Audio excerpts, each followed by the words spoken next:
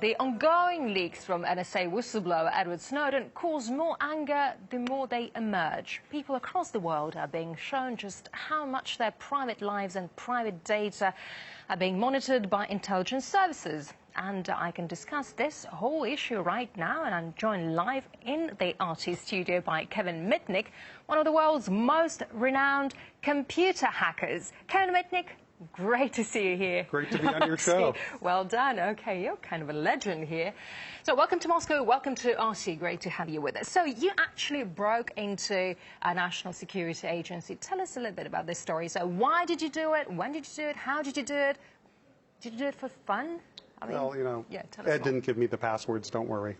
No, I didn't actually break into the NSA. Actually, when I was a juvenile, I was interested in hacking into telephone company switches. So I thought, what would be the most interesting thing to wiretap as a kid? And I figured that would be the NSA. So I hacked into a telephone switch in Laurel, Maryland. And this was actually the phone company. And then I was able, through hacking that switch, to be able to intercept an ongoing call between somebody in the National Security Agency. But I only wanted to see if I could do it. So as soon as I heard conversation, it was some man and woman talking, yeah. I listened for like 5-10 seconds, and then I hung up and never did it again. It was just to see if I could actually do it. Oh, I see. The NSA is actually hiring code crackers. Why do they need them? Well, they need to create, well, actually they need to hire code crackers to increase their capabilities. That's the job of the National Security Agency, is to break codes. So they want to get the best people in the world to help do that. And according to Edward Snowden, now we can call this name, so according to Edward Snowden's revelations, emails, phone calls, messages are all being tracked. So how far can the government go? I think they have access to everything, at least in the United States and probably Great Britain. I believe they have access to everything because they basically could intercept all the packets going through the backbone of everything. And now there's been some revelations that they've been pretty resourceful at breaking crypto. So now I think they have access to a ton of stuff. I believe it's all about, as Scott McNeely said, I think about 15 years ago, you have no privacy, get over it. And that was the ex-CEO of Sun Microsystems. And I think that quote really holds true today. You went to jail for some high-profile hacking, right? Do you think the government is still tracking you after all these years? Maybe only the Russian government, since I'm here in Moscow. No, I doubt it. You know, something comes up where they think that I could have some involvement, maybe, but you know, I'm on the other side. You know, I help companies protect their systems. Companies actually, you know, I still hack today every day. Companies actually hire me to break into their systems, to find their vulnerabilities, so I could tell them what the vulnerabilities are so they could fix them. So it's kind of like Pablo Escobar becoming a pharmacist. Let's now go back to the Snowden revelations. How do these leaks affect America's national security? Well, it's very damaging, right? Because this was, it was kind of like how I felt, and a lot of colleagues in the information security world felt. We already felt this was already being done, but there was actually no confirmation.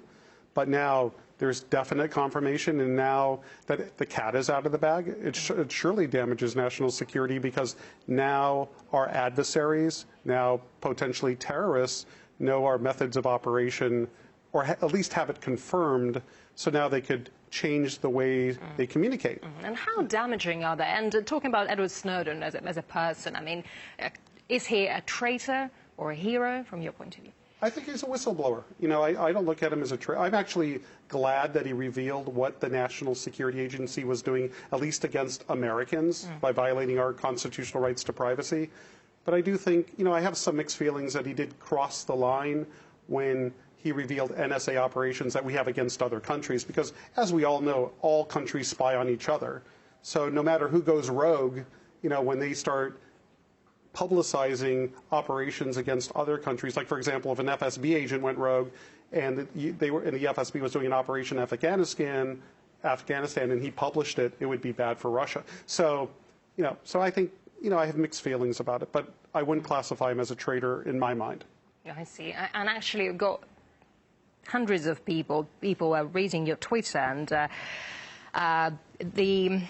all the questions, we've received loads of questions, hashtagged Ask Mitnick. So oh, that's interesting. That's very interesting indeed. So I won't be able to ask them all right now, but make sure when you get home, just read them all and well, that's exactly reply what I to plan all to do those my day in people. Moscow, is answer Twitter questions, but I'll be happy to do it here. Sure, but of course the most popular one is, how can citizens protect their data and communications while still using popular corporate software and services? Well, it's pretty scary, because if you now with the revelations of Snowden, that allegedly the NSA has approached and partnered with a lot of companies that develop security software, that develop VPN technology.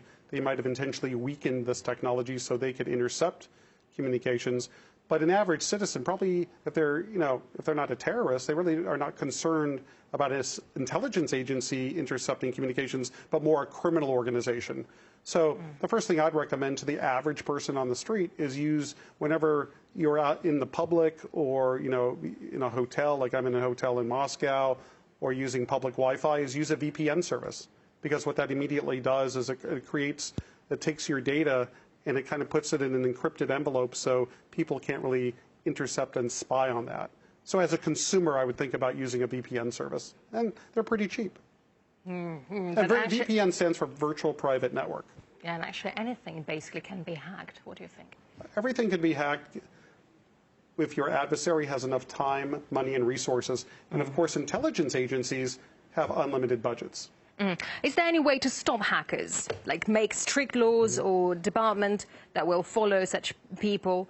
Is that possible? I don't think so. You don't think so? I don't think there's a way to. I mean, hacking has been going on since the 60s, and it's not stopped yet. I mean, I started hacking in the early 90s, and it's only gotten worse. I mean, it hasn't gotten better.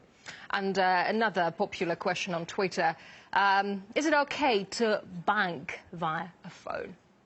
By phone or by internet? By phone, I guess by internet. Yeah, it says by phone. Well, I look at it this way, like, using my credit card over the internet, I do it all the time, and at least I don't really care if somebody steals my credit card number. You know why? Because at least in America, if there's any fraud on my account, I just simply call the bank and they take the charge off. I have to basically sign a letter, an affidavit that it wasn't me, and the problem goes away.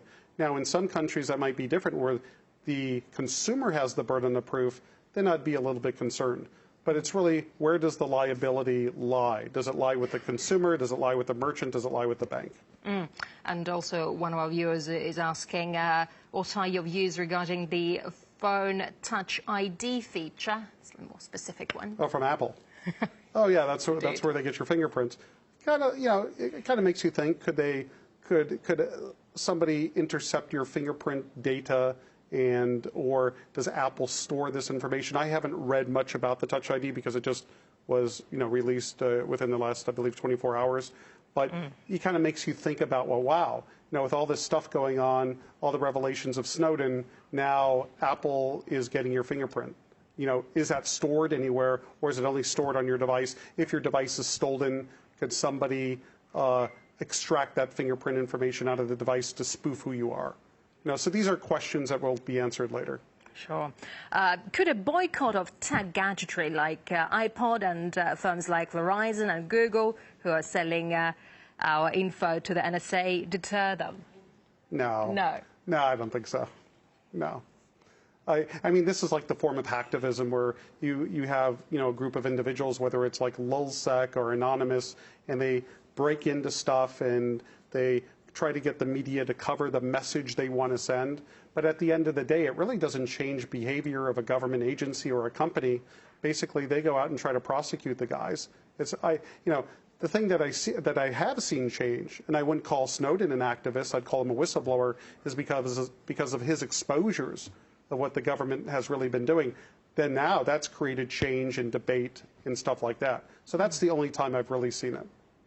Interesting. Actually, Julian Assange states that NSA spying on citizens is just the tip of the iceberg. So, maybe what he's alluding to is the spying on heads of state.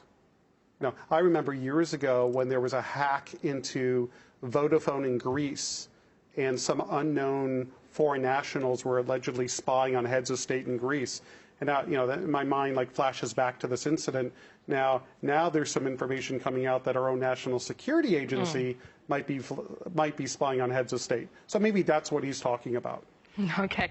And another question. Have you ever think about a movie based on your story where you are both the subject and actor? It would be awesome, people say. that would be actually pretty cool. I mean, right now I do have an agent that's trying to shop my new book, Ghost in the Wires. Yeah. It's a New York Times bestseller, and we're trying to get it made into a motion picture. I don't know if I'd actually become an actor or a consultant on the movie, but it's in the works.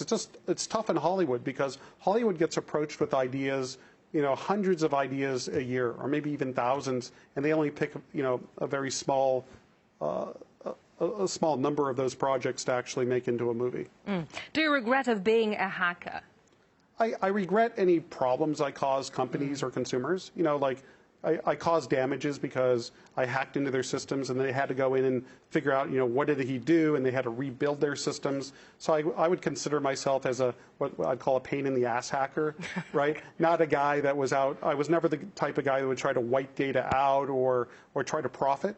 It was more about the intellectual challenge and the adventure and the curiosity. So I regret that part, but I'm still a hacker today, and I love what I do. It's almost like it's not work. It's almost like it's just I wouldn't call it a game, but it's very intellectually stimulating. Maybe it's analogous to playing chess. Oh, I see. What do you have on your desk? Earlier I wanted to give you my business card. And what's really cool about my business card... Very cool business card, indeed. Yeah, it just has my name and address, all that. Yeah, that's not interesting. The interesting part is here, this is actually a tool set, right? So this is a lockpick set. So if you lock yourself out of your house, you lock yourself out of your office, just think of Kevin Mitnick and I'll open the door for you. So here you go. Lovely. Thank you so much, Kevin. Wonderful. Thank you. Thanks for the present. Yeah, you're welcome. It was great to have you on the show. Thank you. Fantastic. Thank you for having me. Come over again. Thank you. Pleasure. Cheers. Bye-bye. Bye.